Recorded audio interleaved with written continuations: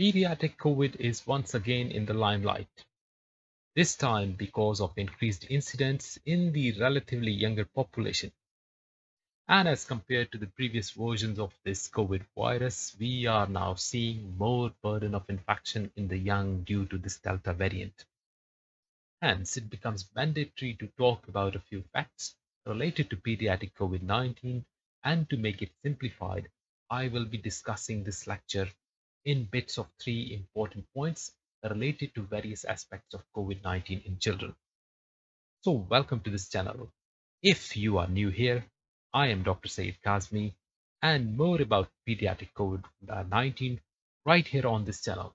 So, stay tuned till the end. And now, let's dive in and get started. Okay, so we will be discussing pediatric COVID 19 in rules of three. That means three important points related to various aspects of pediatric COVID. So, the first thing, what are the three reasons that children are less seriously affected as compared to the adults? So, the three reasons are number one, kids have got less number of ACE2 receptors in their upper airways. So less receptors mean that less number of viruses would be able to attach to them. That simply means less viral load, and less viral load means a mild illness. So that is one of the reasons that they would be having a mild illness. Number two, kids have got innate immunity against the viruses. So, because their immune system is constantly being challenged by one virus or the other in young age group, so if COVID-19 infects them, they would have a prompt interferon response, which would be neutralizing the viruses, and they would get a mild illness. And number three is that even if they get a full-blown disease, they have got a less aggressive hyperimmune response. In other words, even if they've got a serious infection, there would be less likelihood of having a full-blown cytokine storm, which means less mortality. Moving on, talking about three correct statistics as far as incidence of COVID-19 in children is concerned, because many people think that pediatric COVID-19 is increasing and they are very much worried about their kids. But keep it in mind that 70 to 80% of the infections, COVID infections in children are asymptomatic. In other words, 70 to 80% of 100 kids, if they get infected, they would have no symptoms. 20% of these kids would be mildly symptomatic. It means they would have mild symptoms like fever, cough, a runny nose, loss of smell that might mimic an upper respiratory tract infection. Only 1 to 2% of the children are severely symptomatic and they might need some form of hospitalization.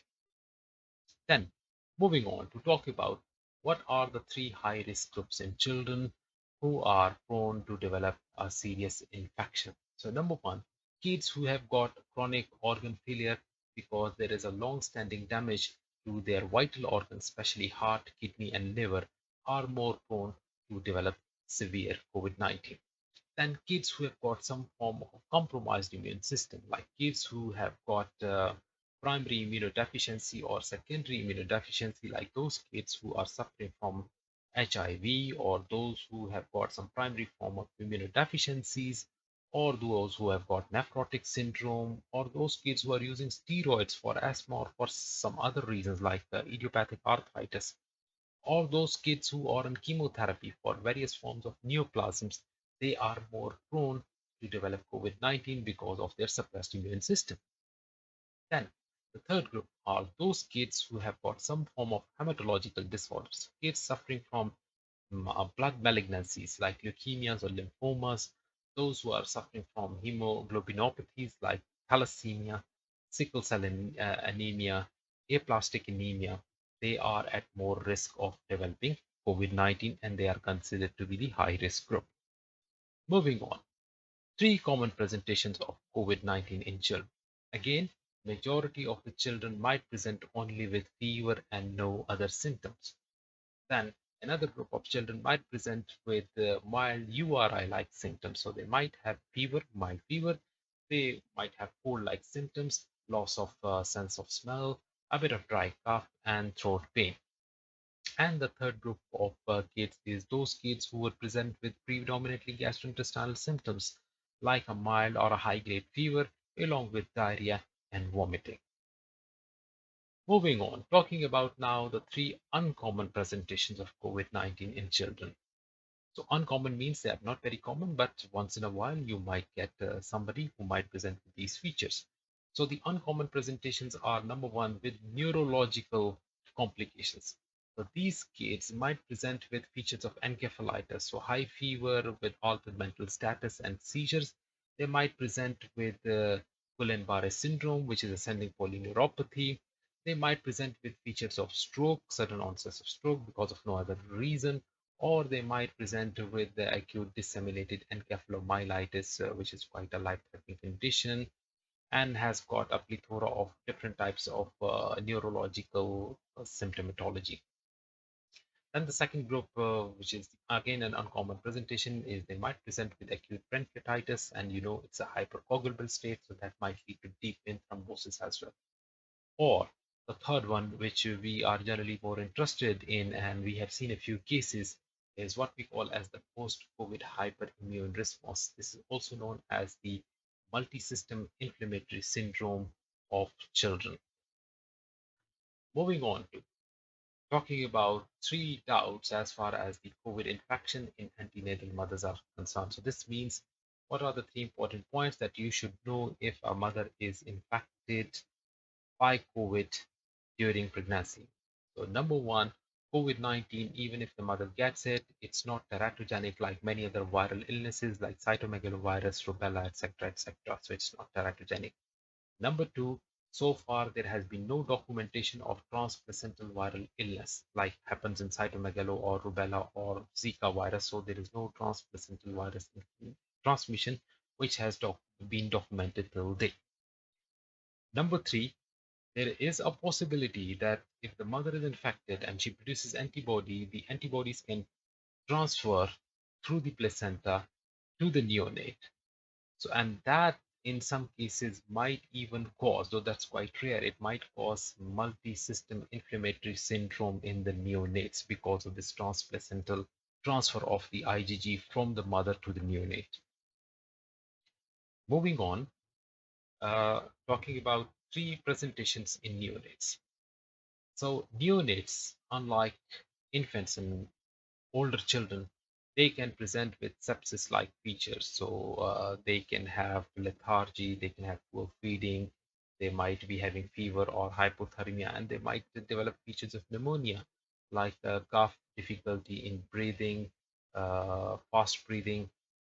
They might present with features of encephalopathy, which means reduced feeds, which mean less active, which means seizures, or they might rarely present sometimes with a gangrene which is caused because of thrombosis, a hypercoagulable state, which can lead to thrombosis of the internal organs like intestine or might lead to thrombosis of the skin. But these are by and large quite rare in neonates. Moving on to three precautions on breastfeeding if the mother is COVID positive. Again, many people are interested in this thing. So remember, if the mother is COVID negative and the baby is COVID positive, then the mother should continue care and should continue with the breastfeeding. If the baby is COVID-19 negative and the mother is COVID positive, then she should continue feeds by using a mask, or she can use express milk because it's been documented that this virus is not transmitted through breast milk. But in case if the mother is COVID-19 positive and she's quite sick and she needs antiviral treatment, then in that case the neonate has to be switched to formula milk because all these antiviral drugs and some other drugs like ivermectin, Tamiflu, or Fabiflu, remdesivir, these are secreted in human milk. And obviously, if the mother is breastfeeding, in that case, these drugs can cause adverse side effects in the neonate. Then three warning signs of severe disease in children, which you should keep in mind. Kids who have got high fever for more than 4 or 5 days is one warning sign that they might develop severe COVID-19. Similarly, after first 3 days where the symptoms should start improving, if the kids are lethargic, less active, they've got poor appetite, they've got continuous vomiting, that's another uh, danger sign or another warning sign that it might lead to severe COVID-19. and those who have got chest involvement in the form of fast breathing, subcostal recessions, progressively increasing cough and difficulty breathing, or the room sats are less than 93%, then that means that this is a warning sign and something is brewing up and it is going towards more severe disease. Talking about the tests in COVID-19. So, three tests which we are considered to be necessary in adults but are considered unnecessary in children. Number one, CT chest. CT chest, which is very often done in adults, it is hardly needed in children, except sometimes for those kids who might be admitted in intensive care, but again, is quite rare. Number two, inflammatory markers like ferritin or D-dimer. Again, while this is done routinely for adults, we don't do it routinely for kids unless and until they've got worsening of symptoms and they are admitted, because ferritin and D-dimers in mild or asymptomatic cases, their numbers are not correlated with severity. Remember that in adults, these numbers are related with the severity of the illness. In kids, it's not the case. So D-dimers and ferritin are not routinely needed in COVID-19 in children. They would only be needed if they are admitted to intensive care. Similarly, there is no need of repeating the PCR rapid antigen test after the 14-day if initially the child was COVID positive. There is no point in doing repeat testing. After 14 days, we take it as COVID negative. Moving on, three questions on the use of antivirals in children. So, antiviral drugs like Tamiflu, Fabiflu, uh, ivermectin, doxycycline, or hydroxychloroquine, which have been used in various trials in the adults, are not routinely recommended in children. Remdesivir, which again is used heavily in the adult population, while it's not completely contraindicated, but its use in the pediatric population is restricted to very severe cases. Again, those cases who are hospitalized or who are admitted to intensive care. Again, as far as the dosages are concerned, the loading dose is 5 milligram per kg and followed by 2.5 milligram per kg body weight, which is given for next 4 days. Now, three peculiarities of COVID-19 which make children different from adults as far as COVID-19 is concerned. That number one, while adults, those especially those who are old age, they progressively become worse and progression to severe pneumonia is quite common, or respiratory failure, which is quite common in the adults, is quite rare in children. Similarly, cytokine storm, which we talked about a lot in adult COVID-19, is quite rare in pediatric age group. But in contrast to cytokine storm, kids are more peculiar in the sense that sometimes they can have a post-COVID hyperimmune response. So usually happens 1 to 6 weeks after COVID-19 when they are COVID-19 negative, and it manifests itself in the form of multi-system inflammatory syndrome. Now, as far as this multi-system inflammatory syndrome is concerned, shock is the cardinal feature in contrast to hypoxia, which occurs in cytokine storm in adults. So in a very severe COVID disease in adults, the, the prime feature is hypoxia because they have got acute respiratory distress syndrome. While in kids, the post-COVID multi-system immune inflammatory syndrome, shock is the main feature. So this you should always remember. And 3 points to remember about this multi-system inflammatory syndrome is that it is not an active infection per se. It's not an infection condition because the child is COVID-19 negative at this point. It is just a hyperimmune response to past COVID infection, and it usually occurs 1 to 6 weeks after the onset of COVID infection. So history of recent COVID infection might be absent in most of the cases, especially if they were asymptomatic because they didn't even know that they had COVID-19. So that's why a high index of suspicion should be, should be kept. Then three presentations of this multi-system inflammatory syndrome. It can present with high spiking fever for 2 to 3 days, followed by myalgia, so weakness, conjunctivitis, and rash. So this very much mimics Kawasaki disease. It can also present with the gastrointestinal symptoms, which include high spiking fevers, again, fever going up to 3940, along with abdominal pain and other gastrointestinal features like diarrhea and progressive vomiting.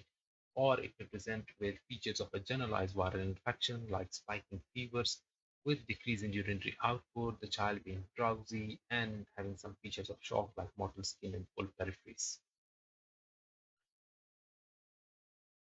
Multi-system inflammatory syndrome, which mimics Kawasaki, is different from Kawasaki disease, and three differences which make it different from Kawasaki disease is number one, shock. Shock is the cardinal feature of multi-system inflammatory syndrome, which is rare in Kawasaki disease.